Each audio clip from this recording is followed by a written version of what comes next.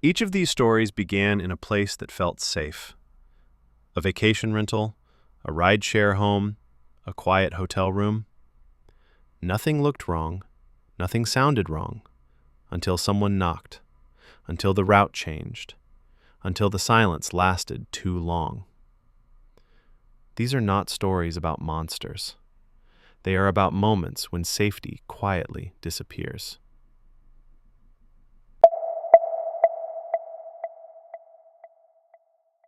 I have only told this story a handful of times in my life. Every time I notice the same reaction. People start out relaxed, then their expressions slowly change, like something drains out of them. This happened in early spring, several years ago. My husband, Daniel, and I had just finalized the purchase of our first home in a large coastal city in the northern United States. It had taken everything out of us, emotionally, financially, physically. The paperwork alone felt endless. Before we even touched a single moving box, we knew we needed to get away. Not a weekend, not a short break. We needed to disappear for a few days. Daniel found a rental listing online, a small cabin in a remote mountain area, far from towns, highways, or neighbors. The photos showed massive windows facing snow-covered peaks that looked unreal, like someone had painted them directly onto the sky. No other buildings, no roads, just wilderness. The price was unusually low. I remember hovering over the booking button, thinking there had to be a reason for that. Something felt off. But we were exhausted. The dates were open, and honestly, we did not care anymore. The drive took most of the day. The first several hours were normal. Then the road narrowed. The pavement disappeared. The last stretch was barely a road at all, just uneven dirt and ice cutting through trees. Our rental car rattled over frozen grooves while the navigation signal faded in and out. We lost cell service long before we reached the cabin. By the time we arrived, the sun was already dropping behind the mountains. In early spring, that meant it was only early evening, but the light was almost gone. The cabin looked exactly like the pictures. Too exactly. Same angles, same lighting, same view. It felt less like arriving somewhere new and more like stepping into a still image. Daniel grabbed the bags while I unlocked the door. The key resisted at first, then turned. When the door opened, a smell rushed out. Not unpleasant, just stale, like the air inside had not moved in a very long time. The heat was running. On the counter sat a handwritten note from the owner. Firewood outside. Enjoy your stay. Cell service unreliable, but the landline works. The phone was an old rotary model. I had not seen one in years. We unpacked, opened a bottle of wine, and sat by the fireplace. For the first time in months, my shoulders finally relaxed. Daniel fell asleep on the couch around 10. I stayed up longer, watching the fire burn down to embers. That was when I heard it. A knock at the door. 3 slow, deliberate knocks. I froze. My wine glass stopped halfway to my mouth. Daniel was still asleep, completely unaware. Then the knock came again. Same rhythm, same weight. I walked toward the door and stopped a few feet away. Hello? My voice sounded smaller than I expected. Nothing. I do not know why I did it, but I looked through the peephole. A man stood on the porch. Late 40s, maybe early 50s.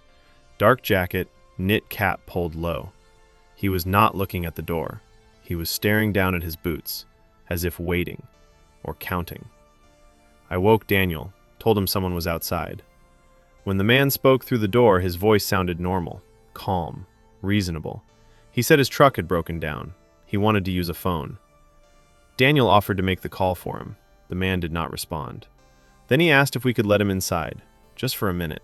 He said it was dangerously cold. Daniel's hand moved toward the lock. I grabbed his wrist and told him no.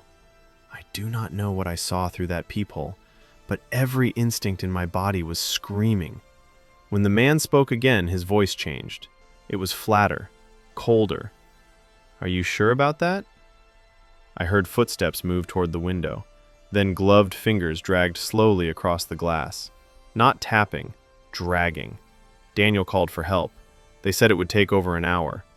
Later, I saw the truck, parked nearby, hidden, not broken down at all. We did not sleep that night. After sunrise, a trooper arrived. He said there had been reports. A man knocking on remote cabins, asking to use a phone. No break-ins, no violence. We left that morning. I still think about that night, about Daniel's hand on the lock, about how close he came to turning it. Because sometimes, the most frightening thing is not what happens. It is what almost does. This happened in the summer a few years ago. My best friend Emily had been planning her 30th birthday trip forever. She wanted somewhere warm, somewhere beautiful, somewhere that felt unreal. She chose a small coastal town in another country and rented a beach house right on the water. She invited 6 of us. I almost said no. I had just started a new job, and asking for time off that early felt risky. But Emily had always been good at making things sound once in a lifetime. The kind of trip you would regret forever if you skipped it. So, I went. The house was incredible. White walls, open rooms with no windows, just air. A pool that blended straight into the ocean, like there was no edge at all. For the first couple of days, we did everything you're supposed to do on a trip like that. Morning stretching by the water, lazy lunches, strong drinks as the sun went down. It was perfect in that polished social media kind of way. The kind of place that looks better in pictures than it feels in reality. But I was not complaining. On the 3rd night, Emily wanted to go into town for dinner. Everyone else was exhausted. Too much sun, too much alcohol. So it ended up being just the 2 of us. We ordered a rideshare to a restaurant she had read about online. Candlelight, plants everywhere, soft music. The food was incredible. We drank more wine than we meant to and laughed until it hurt. Around 11 that night, we requested a ride back. The app said the car would arrive in a few minutes. We waited outside, leaning against a low wall, still riding the buzz from dinner. The street was mostly empty. Shops were closed. Only a few streetlights were on. A white sedan pulled up. The driver rolled down his window and said Emily's name. She checked the app, nodded, and we got in. I sat behind the driver. Emily sat behind the passenger seat. The car smelled like coconut air freshener. The radio played quiet pop music in Spanish. The driver did not talk much.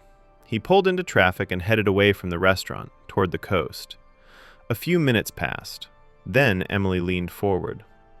She asked if we were going the right way. The driver glanced at her in the mirror and said yes. He said it was a faster route.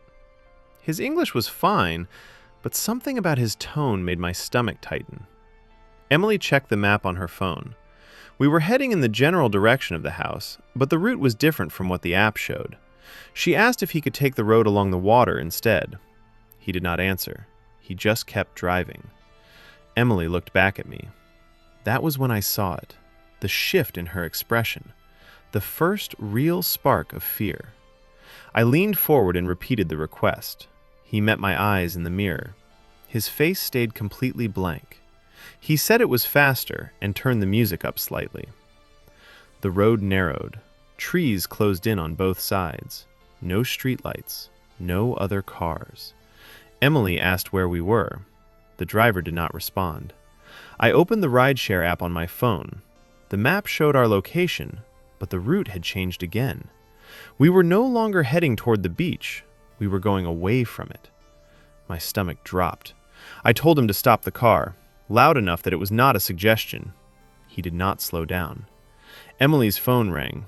She answered immediately. I heard a man speaking fast in Spanish on the other end. Her face went pale. She told me it was the real driver. He said someone had canceled his ride and taken it. Everything in my body went cold. The car slowed briefly. For half a second, I thought he might actually stop. Instead, he turned onto a dirt road barely wide enough for the car. Emily grabbed the door handle. It was locked. She told him to unlock it. Her voice cracked. I heard a click. The child locks. That was when I did the only thing I could think of. I screamed. Not words, just noise. As loud as I could, right behind his head. Emily screamed too, both of us yelling like our lives depended on it. He slammed on the brakes. The car skidded to a stop. He spun around, shouting in Spanish, his face red with anger. I threw my shoulder against the door. Nothing. Emily did the same. Then, headlights appeared behind us. Another car. The driver saw it. He cursed, hit the unlock button, and we did not wait. We were out of the car and running toward the lights before he could change his mind. An older American couple stepped out, confused and alarmed. They asked if we were okay. Behind us, the white sedan reversed hard, spraying dirt, and disappeared down the road. Emily was crying. I was shaking so badly I could barely stand. The couple drove us back to the beach house and waited until we were inside, every door and window locked. We called the police. They took a report. They said this kind of thing happens sometimes. Fake drivers targeting tourists. They asked if we remembered the license plate. We did not. Emily deleted her rideshare account that night. I did too. We left the trip early. We did not tell the rest of the group until we were back home.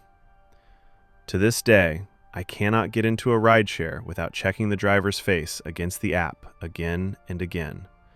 And sometimes, late at night, I think about that dirt road, about where we were going, about what would have happened if that other car had not appeared.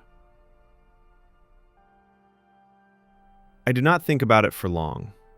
Some questions do not need answers.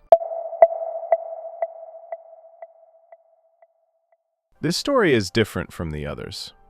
There is no chase, no raised voices, no moment where everything explodes at once. But it is the one that still pulls me out of sleep sometimes.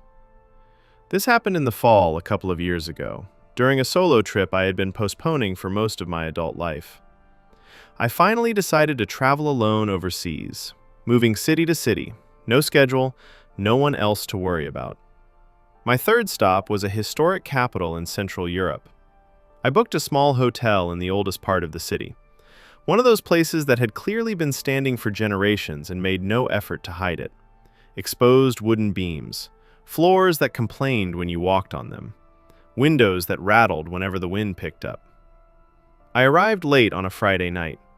The woman at the front desk looked to be in her 70s. Her eyes were sharp, her smile polite but tight, like it did not get much use. She handed me a key, a real one, heavy metal, worn smooth from decades of hands. She pointed toward the stairwell. 3rd floor, room 27, breakfast in the morning. The staircase was narrow and steep. I climbed past the 2nd floor and continued upward. My room sat at the far end of a long hallway. That hallway had a smell I noticed immediately. Old fabric, dust, and something faintly sweet, like flowers pressed and forgotten inside a book. The room itself was unremarkable. A small bed, a single chair by the window, a bathroom with fixtures that had not been updated in a long time.